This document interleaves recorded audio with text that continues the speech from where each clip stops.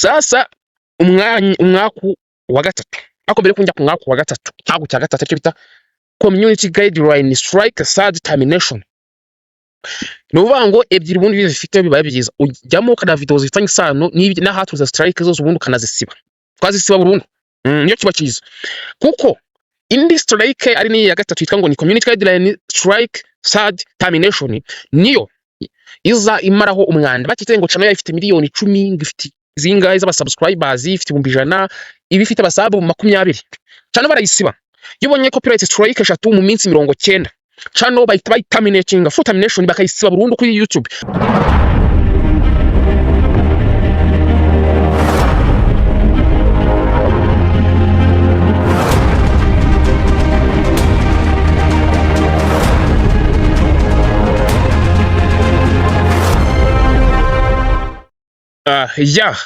Bantu banjye muraho mumeze neza, hano bari dofisho ngbisanzwe murakaza neza ku Burezi Rwanda TV. Rero uyu munsi tuje kugaruka ngo turebere hamwe ibihano bigera rwose, ibihano bigera kuri 10, ibihano bigera kuri 20 YouTube ishobora kuguha. Gusa ibyo bihano nabinyuzemo byose nifashishije n'ubundi YouTube community guidelines n'ibindi bigiye bitandukanye bishobora kudufasha kurengera nk'aba content creators. Ngiye tugiye kubirebera hamwe turebe ese ni ryari basiba channel yawe, ni ryari video bayikuraho yawe, ni ryari ushobora guhagarikirwa buri kimwe cyose ukorera kuri email yawe. Amategeko wo wishe turajya tureba se ni icyo gihano ugihabwa ryari, byagenze birike, wakoze iki, ese n'icyo cyo cyabiteye, turebe n'ukuntu wakwirinda. Niba rwambageza kuri YouTube channel can like, subscribe, ufungure zigira tujye tubana igihe cyose.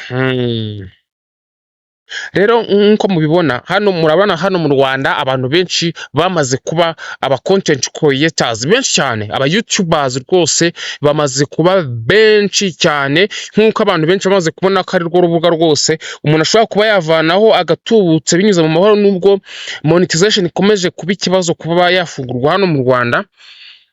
Ariko mu gihe n'ubundi abakomeje kuba bayikoresha bakitirira ibindi bihugu kugira n'ubundi bagiye hari icyo baronka cyababona. Gusa ndagira nsuza n'abarundi bari kunyumva, nabonye bari bamwe na bamwe basigaye banyandikira tigewe ndi umurundi, ndagira ngo rero wamugana babashinga nta ni bari nabaki ndabo masuhuza. Turebera hamwe uburyo nuvuga ngo YouTube yawe ugomba kugira umutekano mu gihe uzi ikibi n'ikiza kuri YouTube. Muhawe kaza. Rero ikintu cya mbere, igihano cya mbere YouTube itanga kiri mu byitwa warning.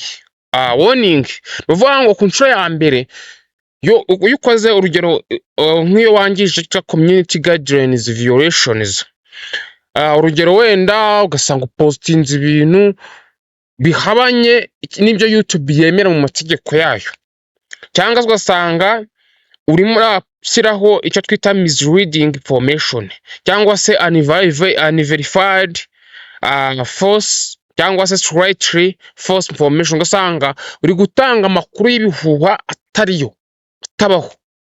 Gasa AI yo muri YouTube ya detect gakurikirana ibyo bintu kabibura, aguha warning. Cyangwa usanga title wakoze na thumbnail ni iriya foto ubona hari inyuma kuri video mbere y'uko ukanda iri ikurura umuntu, ugasaba washyizeho ifoto wanga runaka yisha umuntu, ugakandaho bagaragaza ukuntu yamwishe, wakanda ugasanga sibyo birimo. Ngo dore ukuntu wakorera amafaranga online mu buryo bwihuse, wakandaho ugahita usanga ibintu ari kuvuga ukakurikirana nibukorera amafaranga ukahabura. Nk'ibyo rero ukuntu wabyindita birumvikana neza ko ugomba gukora ibintu byose bimeze neza. Amategeko ahura na thumbnail, amakuru ari verified, ukagaragaza sources, biba byiza bari muri description iyo bishyizemo. Icya kabiri hari icyo twita content removal. Ikintu kibitera cya mbere ni copyrighted materials, kuvuga ngo hari ukuntu ushobora ku uploadinga video wenda katora urugero nk'iya FIFA, usanga video uploadinze turutse kuri platform ya FIFA. Iyo video hari igihe FIFA igatanga icyo twita copyright strike, rero cyo tugiye tureberaho mu kanya kari imbere, ugasanga yo yarasetinze ngo bazajya bahita bagira ute baboroka video yawe. Noneho wenda ugasanga ntinuza wenda waploadinze nk'indirimbo y'abantu, ugasaba bagira ute basiba video ya cyangwa bakayirimita mu gace runaka. Ikindi cya kabiri cyabitera ni harmful or misleading content, vuga ngo waploadinze nk'ibintu byerekeranye n'intambara, cyangwa ibintu umuntu ashobora kureba ugaga ku mutima. Urugero wenda uraploadinze ngo dore ukuntu bica umuntu, birumvikana neza ko iyi ni content ya nyine ntabwo YouTube yemera. Ngo dore ukuntu wahakinga umuntu, wahakinga bank, dore ukuntu ngo wakumviriza umuntu kuri telefone, urugero wenda ngo wakumviriza nk'umuyobozi. Izo ni content zagira ute zatuma video yawe automatically iba deleted cyangwa se bakayivanaho. Ikindi hari ukuntu umuntu akora icyo twita request take down, ariko noneho ntagusabire copyright strike, ahubwo bakagira ute video ya bakayisiba cyangwa kanagwa warning ngo kayisibira.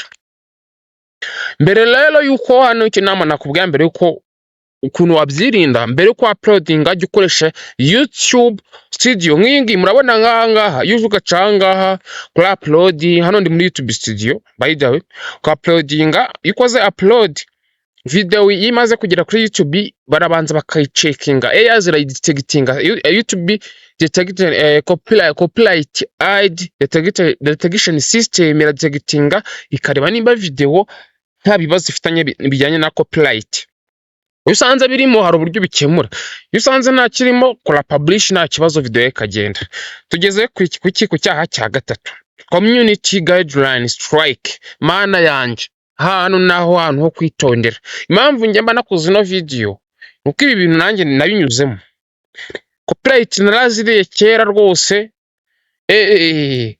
niyo mpamvu abantu benshi bakunze kubigwamo bakibaza chano yanjye bayisibye, chano yanjye bayisibiye iki, ugasanga yabaye ikintu cyatumye basiba chano yiwe.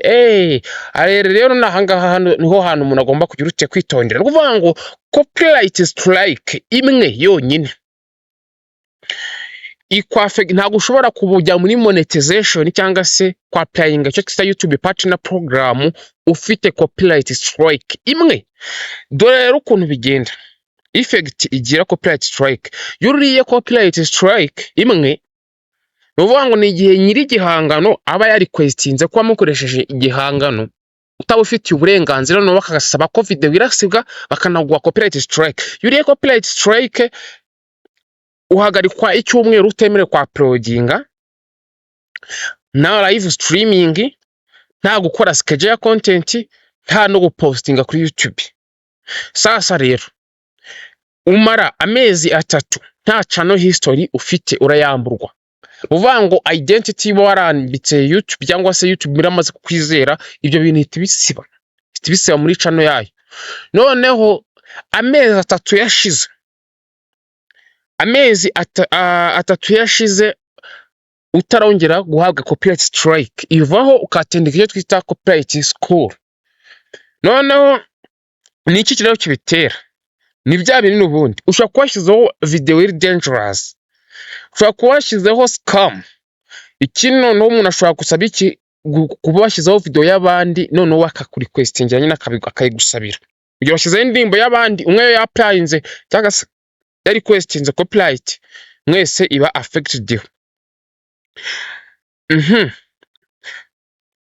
Kabiri, community guideline strike. Uvuga ngo iyi noneho community guideline strike ni ya strike wongeye gusubiramo mu gihe cy'amezi 3 cyangwa se iminsi 90. Wari ufite strike, urugero wenda baguhaye strike nko kuri video y'umuhanzi, ejo haciyemo nk'ukwezi cy'abiri, ya yindi ntiraba expired, kuko iba expired cyangwa se ishira nyuma y'amezi 3 y'iminsi 90 nibwo channel yayo ya free, ikaba ifite status ari sawa nta kibazo ifite. None iyo bisubiyemo cyangwa ya strike bari baraguhaye ukayirengagiza ukabona ubonye indi, uba uri mu kaga. Umara ibyumweru 2 utemere kwa uploadinga, nta live streaming wemere gukora, nta schedule content wemere gukora, nta post. Ikindi ubu usigaye ku kagozi kanagana, hahandi bashaka ko bagushyize nko ku munara akavuga ngo nibahirika nta kintu cyakuramira. Uvuga ngo hano utegereza nabwo iki ya minsi 90, niba wabonye strike arashize amezi 2 guhitongera ugatangira ya yindi zashira, nibyo yo yindi nayo ikomereze yongera itangirira aho ngaho ikomeze iminsi 90 ishire. Sasa umwaku wa gatatu, ako mbere kunjya ku mwaku wa gatatu cyago cya gatatu aricyo bita community guideline strike third termination. Nuvuga ngo ebyiri bundi bizifite bibaye byiza ujyamo kana video zifitanye isano n'ahatuza strike zose ubundi ukanazisiba, twazisiba burundu. Niyo kiba cyiza, kuko indi strike ari ni ya gatatu yitwa ngo ni community guideline strike third termination, niyo iza imaraho umwanda. Bakite ngo channel yayifite miliyoni 10, ngifite zingahe z'aba subscribers, ifite 100, ibifite abasabu 20, cyane barayisiba. Yubonye copyright strike 3 mu minsi 90, channel bahita bayiterminating, full termination, bakayisiba burundu kuri YouTube. Hagati abantu benshi bari gutera imbere kubera internet. None ubwo utegereje iki? Ku Burezi Rwanda TV tugufasha kwiga mudasobwa n'ikoranabuhanga rigezweho, gukora website yawe wakoresha mu kazi kawe, gufungura YouTube channel, TikTok, ihemba n'izindi mbuga nkoranyambaga. Gusaba kwiga kuri buruse muri za kaminuza hano mu Rwanda, kwiga ku mutekano w'ikoranabuhanga, kumenya no gukoresha AI n'ibikoresho by'ikoranabuhanga. Intego yacu ni imwe, guteza imbere abanyarwanda bose binyuze mu ikoranabuhanga. Tugira tuti uburezi, akazi na technology byose ni ibyawe. Kanda subscribe ku Burezi Rwanda TV, dukurikire ku mbuga zacu zose, dukomeze kuzamura umuryango mugari w'Uburezi Rwanda TV. God bless you, Imana ibarinde. No recovery. Rero ibingibi kugira ngo biba byagenze bite, nuvuga ngo n'uburi nige none ubo wasubiyemo ugahabwa strike inshuro ya gatatu, ukiriganya gukora amakosa, nyamara baraguhaye warning imbere. Nuvuga ngo rero iki ni kiri mu bintu bya mbere bikomeye, kiri mu bintu bya mbere bikomeye. Rero kubyirinda muntu wanje ni ukwirinda kwa uploadinga content z'abandi, kurinda kwa uploadinga content z'abandi, ahubwo ukakurikira fair use with transformation. Fair use nuvuga ngo ushaka gufata content z'abandi, urugero nkatore nka Real wenda na Barca, cyase nka kuno hagiye kwa FIFA igikombe cy'isi, habaye nka match, mpananze urugero kuri match, kuri football match cyangwa se umupira w'amaguru no kubahanzi, niho hantu hakunze kuba mu cyo twita copyright strike ziryana. Hantu umuntu agupasa copyright strike ugatuvuga ati muntu wanje ibimbayeho nakaga. Kuvuga ngo ushaka gufata nka video ukahita ugaragaza ukuntu noneho ugagira utundi tumumaninyeri wongeramo, indi creativity wongeramo. Niba wenda yarari gutsinda igitego wowe noneho ugahita ukoraho ugakomenta ugashyiramo voice off, kagira amagambo uvugaho, kagira utundi tuntu wongeramo, bakabona ko nyine content yahindutse. Nicyo cyo twita fair use with transformation. Icyakenda rero ni ikintu kindi gikomeye. Bo kuvuga ngo ubundi abantu benshi batangira YouTube bashaka kugira uke kuba monetize bagatangira guhembwa, ariko ntabwo ari ikintu cyoroshye cyane. Kugira muri monetization ntabwo ari ikintu cyoroshye, kabona niyo waba ufite igikoresho gihagije, ntabwo ari ibintu byoroshye kugira muri monetization, kuko ni benshi bafite ibikoresho bihagije banagura amacana ari monetized, ariko bakabura icyo bayamaze. Bikeneye skills zihoraho. Nuvuga ngo rero niba ari ikintu cya mbere kibabaza ni ukuba ruri muri monetization ukabona bakwambuye icyo twita YouTube monetization, bakayikwambura nyagasani. Ni ibintu bibabaza. Ushobora kwamburwa monetization wari ugiye kwakira amafaranga, uri hafi kuzuza amafaranga kwemera kubikuza. Kubabaye monetization babyumva vuba, bakikwambura ya mafaranga ntayo wabona. wabona yaguma kuri AdSense kugeza igihe uzongera ukabarira muri monetization cyangwa se amafaranga yandi agaturuka kuri AdSense. Rero biterwa n'iki, ni ukuvuga ngo demonetization iba igihe bakureza icyo twita reused content, uri kujya gufata full copy, download and upload video on YouTube, ugafata video z'abandi ukazidownloadinga ukazauploadinga. Icya kabiri cyangwa icyo ni kimwe nuko twakita ngo ni low value content, ugasanga ufata video y'abandi nta kintu na kimwe wahinduye, ifashe nka video ukuyemo amajwi ushyiremo akaziki. Ibintu uzanye bigiye gufasha iki abandi bantu. Gatatu, policy violation, nka twahoze tubona hejuru. Uriye nka copyright strike, totally birumvikana neza ko wamburwa monetization. Ibikorwa bijyanye biri dangerous cyangwa se biri harmful, biviola cyangwa se byangiza amategeko ya YouTube. Cya gatatu ni ukumara igihe kinini udakora, ndatekereza ni nk'umwaka araye, bimaze amezi 3 hafi umwaka gutyo uploadinga video, channel yawe barayidemonetiza. Ikindi rero kuntu wakwirinda ibi bintu, creating original content cyangwa se content zawe. Cya kabiri kuba active kuri YouTube. Cya gatatu no gukurikiza YouTube monetization laws. YouTube monetization ni nyine amategeko YouTube ishyiraho ku muntu abaye monetiza. Cya 10,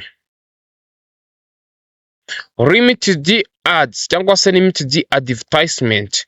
Ku bantu bari monetized, murabizi neza yuko iyo revenue cyangwa se ayo mafaranga mubara aturuka mu cyo twita ads. Ads ni ukuvuga ngo ni amatangazo banje guca kuri video zawe mu gihe bari kuzireba, abantu bagukurikira bari kuzireba gusa mu bihugu byemerewe. Mbibutse neza ko Rwanda ntirurimo. Noneho hari igihe ukora video, iyo video gasanga iri dangerous cyangwa se irimo ibindi bintu, noneho YouTube igahita iyirimita ko nta ma ads ari bwamamarizweho.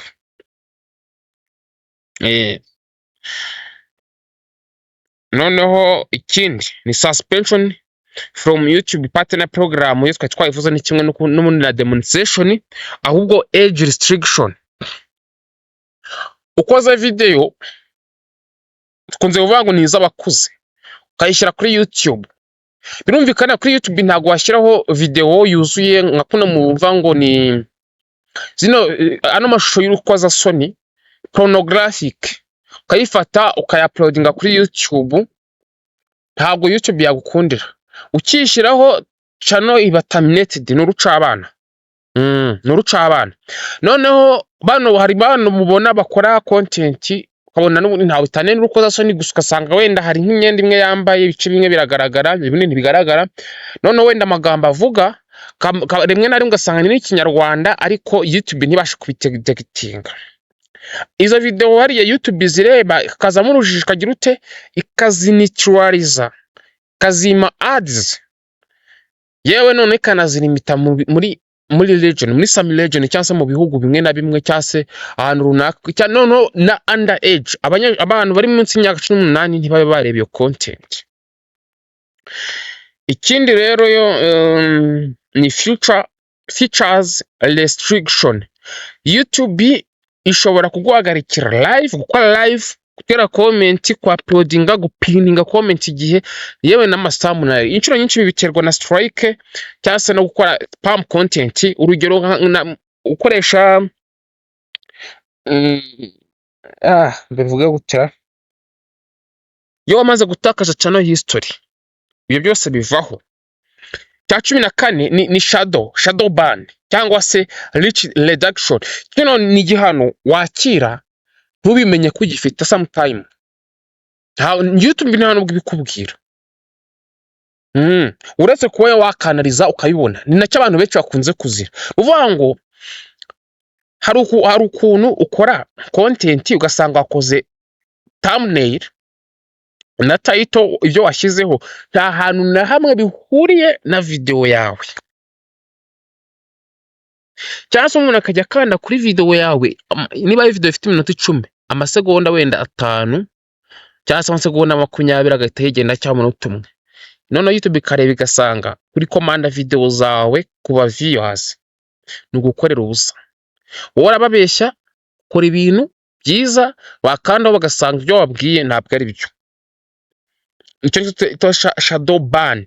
Ni hahandi YouTube igenda igafata video zawe ntizirikomandinge ku bandi, ukajya ubundi guhera muri views zimwe, noneho ukibaza ahantu byapfiriye, nyamara ukavuga ati ibintu bipfira hehe, icyo nanjye kari nzima. Naho rero urumva icyo musaba gukora, mugomba gukora video zifite quality nzima, zinahura neza n'ibyo muba mwashyize mu matitle na thumbnail. Ukirinda gusezeranya ibintu utari bubereka muri video. Ntubwire umuntu ngo ugiye kumwereka ukuntu wakora ikintu, nurangiza nugera hagati asange nta gisoje. Ikindi, algorithm suppression. Wago hano YouTube ifata channel yawe bijya gusa nka biriya byo hejuru, ariko iyi micyo twita algorithm. Sinzi mujya mwumva ngo YouTube algorithm ngo yarahindutse. Nuvuga ngo YouTube algorithm ni uburyo ifata content ya dictating kare. Okay, ni education, kanyihereza abantu bakunda kureba video za education, kanyihereza abantu bakunda kureba izi video zinizi. Noneho hari ukuntu usubiramo content inshuro nyinshi, ugasanga ukoze video, wakoze uyu munsi ngo wenda dore ukuntu bateka igikoma, cyangwa dore ukuntu bateka amandazi, ejo nanone ukongera dore ukuntu bateka amandazi.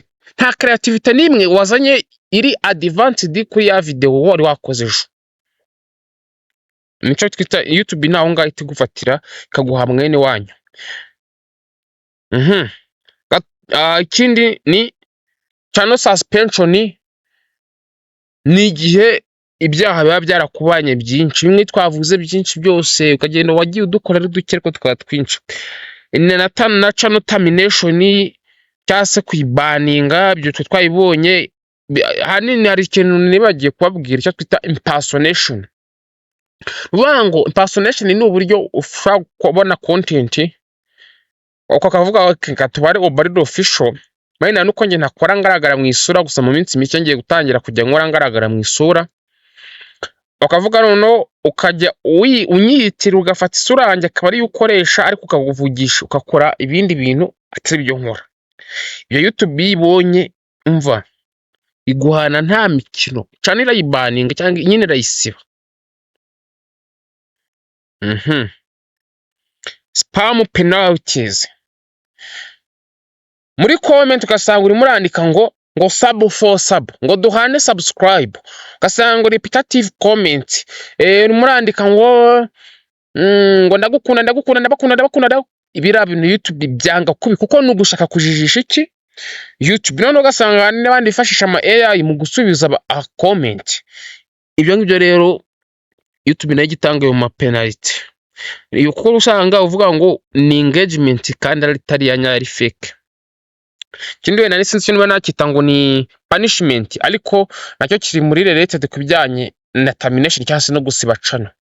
Uvuga ngo icyo twita security related termination, ariho hazamo hacking na phishing. Uvuga ngo channel ishobora kudafunga icyo twita two step verification. Naberetse video y'ukuntu bafungura ngire ngo iyo ntayiberetse ndaza kwitona ndebe, gusa sinibuka neza, nayo naza kuyibakorera nta kibazo. Ukuntu ba protecting email yawe na channel yawe ikaba protected 100%. Iyo itari protected, umuntu akwinjiriye akauploadinga nka video y'urukoza soni kuri YouTube channel yawe, channel barayisiba kandi atari weho wabikoze.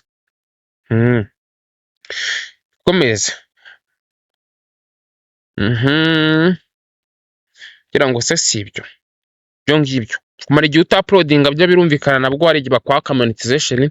Ariko nagira ngo mbabwire ngo iyi ngiyi niyo niko kamanyeri nari nabazane, niryo shuri ry'uyu munsi twiza hano ku Uburezi Rwanda TV. Ngo yambabwira ngo Uburezi Rwanda TV, uburezi, akazi na tekinoloji byose ni ibyawe. Naho ibindi byo rwose tuzatugumya tubane. Mbibutsa ko amakuru ajyanye na nesa, rebu, minedike, University of Rwanda, Rwanda Polytechnic, kaminuza za hano mu Rwanda, ibifitanye ahantu bifitanye isano byose n'ishuri, amashuri abanza n'ayisumbuye, amakuru na za kaminuza byose. Aya makuru rwose nta hantu muzajya muyavana, ni ku Burezi Rwanda TV. Mbabwira ngo mukore subscribe tujye tubana igihe cyose, tuzahore muri video itaha. Bye bye, God bless you, Imana ibarinde.